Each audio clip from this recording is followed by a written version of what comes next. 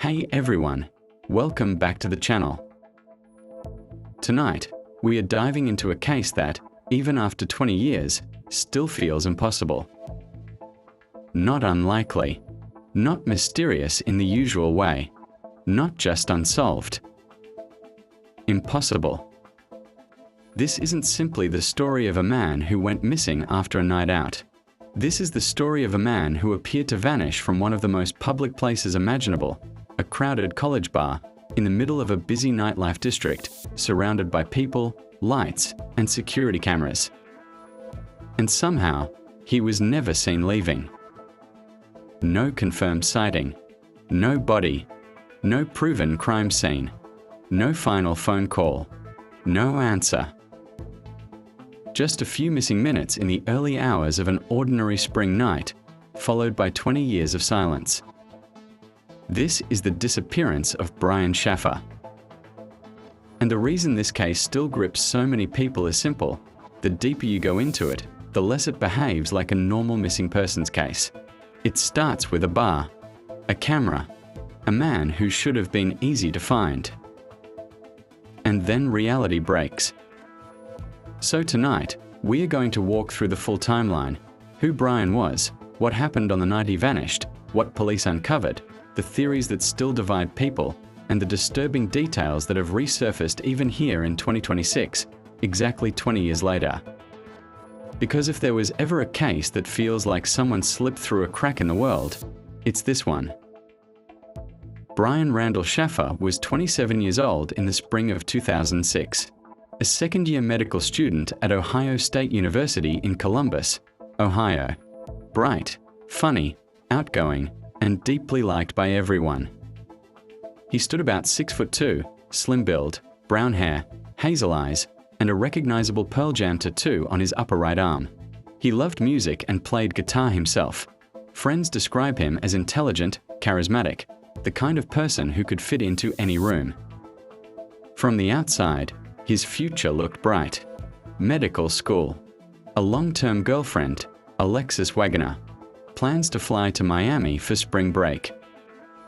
But underneath, there was grief. Just weeks earlier, his mother Renee had died after battling cancer. The loss hit Brian hard, yet life kept moving. Spring break arrived. He was trying to stay social, to stay normal. That's one of the reasons this case hits so hard. Brian didn't vanish in the wilderness or on some lonely road. He disappeared during what should have been a completely ordinary night. A dinner with family, a few drinks with friends, a crowded bar near campus.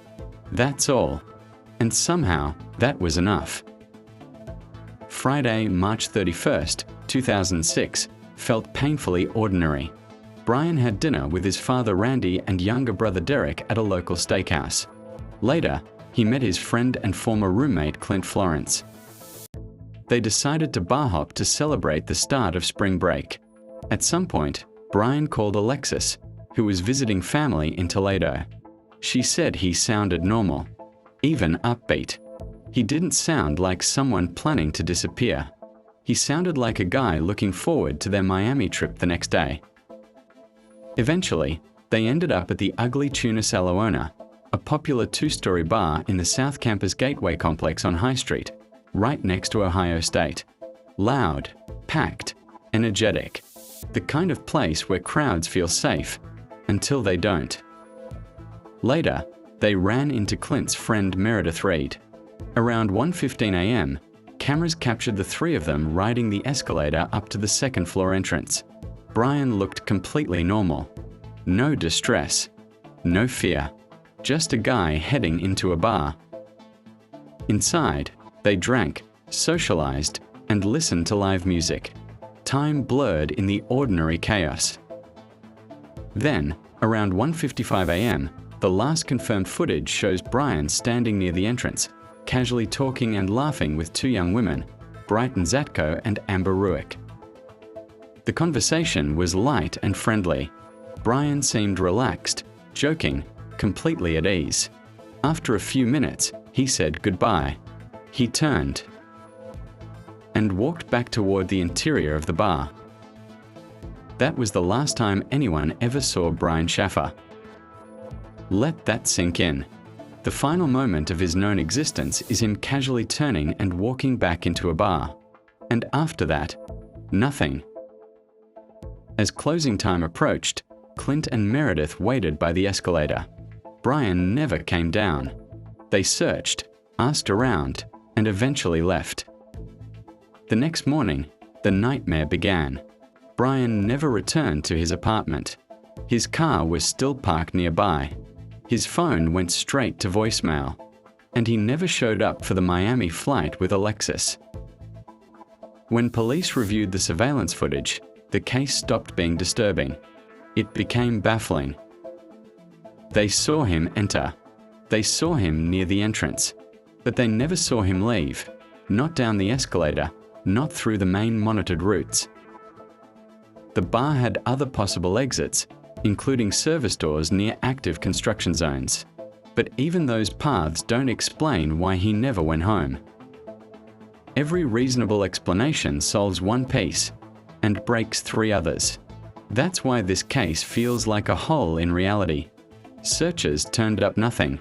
No body, no blood, no signs of struggle, just absence.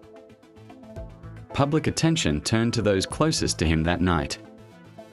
Clint Florence was asked to take a polygraph but declined on the advice of counsel. Meredith Reed was interviewed. Police never named them as suspects, and no charges were filed. But in a case with so few answers, even normal ambiguity can start to look sinister. The human cost is heartbreaking. Randy Shaffer refused to give up. He handed out flyers and searched tirelessly. But in 2008, he was killed when a tree fell on him during a storm. With both parents gone, only brother Derek remained, living with a missing brother and no closure. This isn't just a puzzle. It's a wound that never closed. Now, in 2026, 20 years later, the case is still open, still receiving tips, still refusing to die. This year, after True Crime Garage released their deep dive series, Kelly Koshner received a precise tip. She passed it to Columbus police. A detective was reportedly very shocked that she even knew the name, because the individual had been on their radar since 2006. That led to renewed focus on a person of interest linked to a house near Lane Avenue. Investigators noticed a section of basement concrete that looked disturbed, obtained a warrant, and dug. They found only an old, capped-off fuel oil tank. No body, no decomposition. Once again, the lead collapsed into emptiness. Brian's phone also produced some communication pings afterward. The last legitimate signal was near the gateway area around the time he vanished. A later broad ping was checked but turned out to be unreliable due to the technology of 2006. Still, it raised questions about whether the phone, or someone with it, moved at all. Retired Detective John Hurst, the original lead investigator, has spoken out again for the 20th anniversary. He says, "I think about it all the time."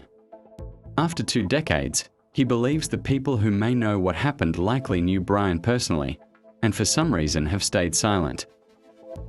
He has also suggested that, given the lack of answers, the case should probably be treated as an unsolved homicide, though he still leaves open the slim possibility that Brian could be alive. So what really happened that night?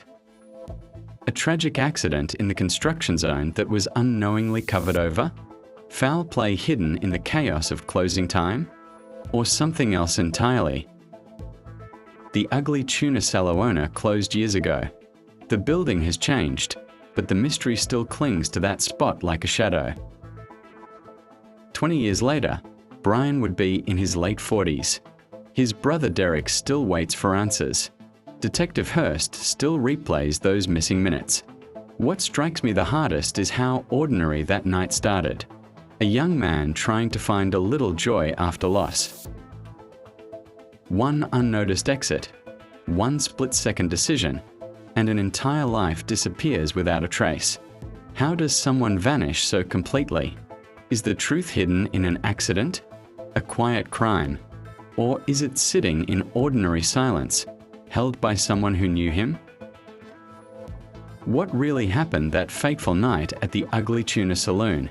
Did Brian Shaffer become the victim of a perfect crime? Or did he use the surrounding construction site to walk away and start a life no one knew about? Neither theory provides a complete answer. Not a single piece of evidence leads to a resolution. Brian's story remains one of the most baffling unsolved disappearances, reminding us that sometimes reality is stranger than any fiction. We keep searching for answers, hoping that one day the truth will finally come to light. Share this video with friends who love unsolved cases. The more eyes on it, the closer we might get to the truth. Thanks for sticking with me all the way through. This is Rulik Enigmas signing off. Catch you in the next mystery.